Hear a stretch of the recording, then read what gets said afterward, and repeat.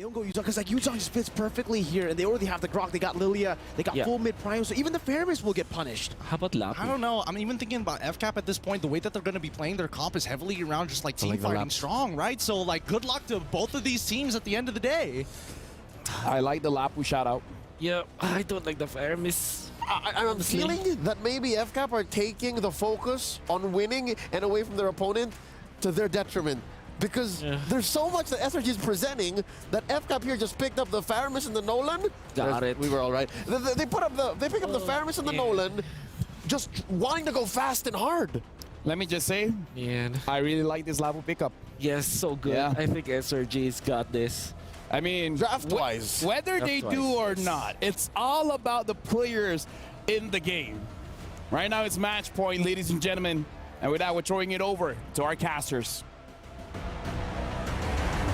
Thank you once again. Our analysts have been doing a phenomenal job breaking down these drafts and honestly giving foresight on these picks. But it's time. Match point for SRG. This is the Ascension match. We're gone beyond the skies. We're touching the heavens here with the gods of the game. The Red Giants finally find themselves looking down upon Falcons APBREN, and it's now or never. 3-2. Do they seal the deal? Welcome to game number 6 here at MSC 2024 here at EWC with Falcons APBREN on blue side, SRG match point on red. Oh, I was talking about the Yuzong, we were talking about the Yuzong, but then they go out with the Lapu, and honestly, yeah, I mean, technically it does the same thing, just no instant petrify, right, when you go for the Furious Dive, but yeah, finishing or even dealing with the Netherrealm would be great. Sky's already rotating up top. Kalti's gonna be caught in the quad shadow. Sky's following in forward. Go for the shurikens here. She'll be able to do it. Sky's forward. Oh, Kaltizi with the help of Ogwood and Few turns it around. And Skies is probably thinking to himself, maybe I should have taken Lethal Ignition on this one. Just, I mean, it's one of those feel-bad moments, but still, it's still a 50-50. Yums doesn't get knocked up, thankfully, and now that's first blood for Falcons APBREN, and that's what you want to see, especially if you are a world champion fan. For Falcons APBREN on the Nolan.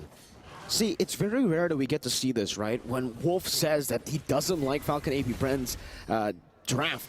It's very rare to see. Usually they're always able to outdraft their opponents. I think that was the case as well up against Liquid Echo. But this time around, they find themselves in a spot where they really have to get that early lead. That will definitely help them with a lot of these hero plays with the composition to make it work, to beat SRG before they get online. I think we need to take it a step forward, right? Because now at this point, it's not only just about getting a lead, but it's also unlocking these laners, right? And Owen, he can take the damage. He doesn't mind. He opted to go for tank emblem, so he can take it for now. But at the same time, right? How do they unlock them? Good zoning. This is a good way to do so. Falcons APBREN already utilizing the man advantage in the bottom lane to actually stop Cram from getting that cannon minion. And that will actually stop him from getting level 4, which means Kaltizi should be able to steal it or actually just take it for free. No contest at all from SRG. Yeah, a really good off-tempo play from the side of Falcons APBREN. They decided, you know what? Hey, Owen, you're going to get 2 waves in the mid so that Few can actually start zoning out Cram for these bigger fights. With that being said, that's an early turtle for Falcons APBREN, but Kaltizi, especially with the lead that he has EXP-wise, he's going to be able to really start threatening and burning battle spells from Selangor Red Giants. Falcons APBREN, it's all about that farming now. Up against Skies on the Hayabusa, Nolan does have an advantage when it comes to that clear speed, so that's definitely something that Falcons APBREN will continue to utilize here. Kyle, also known for his amazing, phenomenal pathing. Now, a level ahead, he should be able to find another lead here because this is what I was talking about for the Yuzong at least, right? For Cram on the Lapu, you're going to be great, especially in the mid game, but in the early game, if you got that Yuzong, you would be able to force to just win out this lane. I mean, I agree that if they want to win out this lane, but at the same time, SRG is thinking a little bit further than that, right? Because look at the nature of how these games have been going. It's, yes, you get a lead in the laning phase, but then afterwards, what happens? The big turnaround we've seen from both of these teams, somehow more consistently on SRG's side, but at the same time, with the Lapu, you're now not dependent on your battle spells anymore, right? You don't need to have that Petrify Furious Dive to make something happen. You just bravest fighter and hope for the best. Warrior Boots first item from Cram here is actually going for I wonder what he's actually going for there. If he just wants to stay on that item. It's a Thunderbolt though, rushed in from FlapTZ. KyleTZ already pushing Cram, putting the pressure down on him in the bottom lane. He's already down quite a bit from, you know, all those early ganks from Few. Now he's going to be down even more. He's going to lose an entire wave, I think, with the cut. Yeah, that's a little... Ooh. I mean, that's a little unfortunate. I think that Cram is going to first item War Axe instead of going for the traditional Hunter Strike at this point, or... mainly because I think when he jumps in, Ogwen is going to stop everybody else from continuing the dive, you know, really capitalizing on it. And with that peel being said, with the extra spell vamp that you get from that War Axe, it might just buy him the precious few seconds. Ooh! Yoms wild charge. All alone, though, now going to be taken down by Super Marco. Great read. And for FALCONS APBREN, it was just about speed. SRG weren't ready for that speed. Exactly. Like, I'm surprised that they even wanted to contest for it in the first place. I would have think that, you know, they would have opted to just back away. You know what? Take the turtle, whatever. Maybe we can find a lane lead somewhere. Like it falls straight into the flicker as well. Mini's Fury onto Innocent. 1v3 taken down under the turret. No trades for SRG. Oh boy. Good stuff coming out from FALCONS APBREN. Keep in mind, the Netherrealm is still up from Few. This was a guaranteed dive to happen. Oh, whoa. Final Slash breeding out the black shoes already. Stormy kind of in a bit of trouble now, you know? He's not even able to walk up fully because he doesn't know where's Ogwen. Now he does, and now he rotates back towards the mid lane, wants to give that wave over towards the Harith. Yums is just holding it down. Look at this read here coming in from Few. He's going to be able to get the Shadow Stampede off, but regardless, right, FALCONS APBREN are very aware that Skies has good opportunities to actually find the side. Oh! Final Slash flicker into the fracture, straight into the Vengeance! Well played, FALCONS APBREN. The combination to assassinate Skies. Beautiful, beautiful stuff here. World champions for a reason, am I right? Innocent, Zaman Force used up, Few rotating up top, relieving some of that pressure, and Super Marco is still ahead of Innocent. Ogwen again, the pinch maneuver under the turret, forcing Innocent to walk all the way back to that bush. SRG need to fight for priority here. At this point, like Yomes, as much as he's responding, he's not helping the mid wave actually being cleared to get Stormy in a position where he can start drawing the line. By the time he gets there, it's already too late. So far, so good for FALCONS APBREN. KyleTZ comfortably ahead, one level this time around as we wait for the next neutral objective. And even in the bottom lane, SRG have already sent Cram towards the top side of the map to contest for the neutral objective. Then now the bottom lane, the lead grows even more, not just for Kyle, but for Flap as well. I mean, the weirdest part is the fact that it feels like FALCONS APBREN are taking the page out of Selangor Red Giants' book. Hey, we're going to force you to keep answering our questions on our time. We're not going to give you that opportunity to regroup and find the counter engage. And now with Kyle, that speed. Fracture used up the passive together with Super Marco's bullets. That's an easy take. 3 neutral objectives, all the FALCONS APBREN. No contest whatsoever. Skies finds a cross-map play. We'll have to see if he can escape from this one. Shadow kill used up onto FlapTZ. KyleTZ waiting in the midst of it all right now. The stun should be able to take him down, and just like that, he didn't even use the Vengeance. Stone cold Flap. Oh man, Sky's unable to buy enough time. I'm pretty sure he probably didn't exactly get the best quad Shadow in the world earlier. But at this point, any single advantage is great for FALCONS APBREN if they want to bring it back and force a tiebreaker between the two teams. At this point in time, SRG, if they're the only way that they're going to find a big tempo play is they've create an advantage with the wild charge, right? So far, Yomes has not been able to get there at the right place at the right time because of the way that FALCONS APBREN are kind of splitting them up. Final Slash right into the knockup. Super Marco's running like in form. You can hear him. Yomes able to escape for now. No flicker on Cram. Skies tries to go for the quad Shadow, just revealing them. KyleTZ's 2 levels ahead. Threatening. No, the Stormy baiting on the black shoes. Oh my goodness, that damage.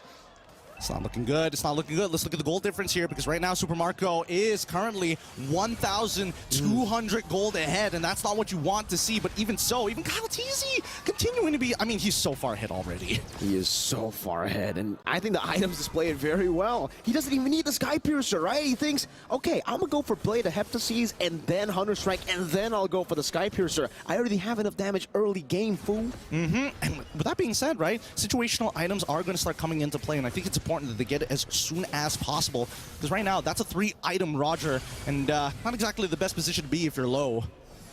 Slowly Flapteezy to be barriered in and all in, but Flapteezy able to find a final slash. Flickers out Ogwin now with a capitalization. Power of Nature into the wild charge. 3 members knocked up as Cram gets the bravest fighter stun. Now the Nether Realm comes down to Super Marco, deals with the back line. Shadow kill forced out. Now with the Lycan form, Sky's very low. Yum flicker, and now Sky's going back with the quad shadow. Meanwhile, Stormy forced to use the black shoes as Skies cannot go for the assassination. Will be forced back again.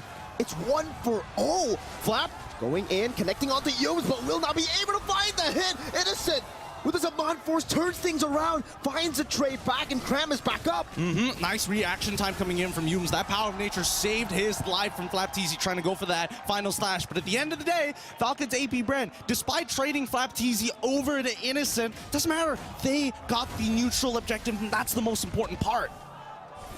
Again, now with the Lord. A big one at that, Skies. Jumps in, shadow kill. Nether Realm not up just yet. View can't escape. It's Stormy who finds it straight into the fadeaway with the black shoes. Into the turret, they find a pick. And I think this Lord, Falcons APBREN, will still be able to utilize it. The passive was on full stacks from Few. He's back up already.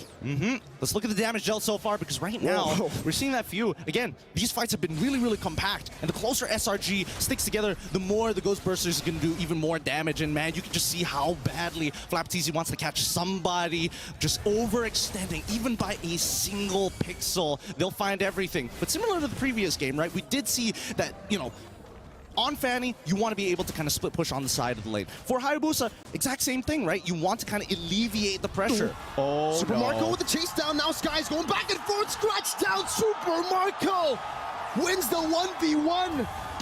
He panicked. The quad shadow, he sent it into the wall. That wasn't ideal, but hopefully they can protect mid and tier 1. They will still be able to do so up top. Innocent sent to deal with the Lord, but he's all alone. He's used his Amon Force. Oh, Gwen. Look at this menace, Flapteezy walking forward with the vengeance, able to find it onto Yums. Didn't get the stun.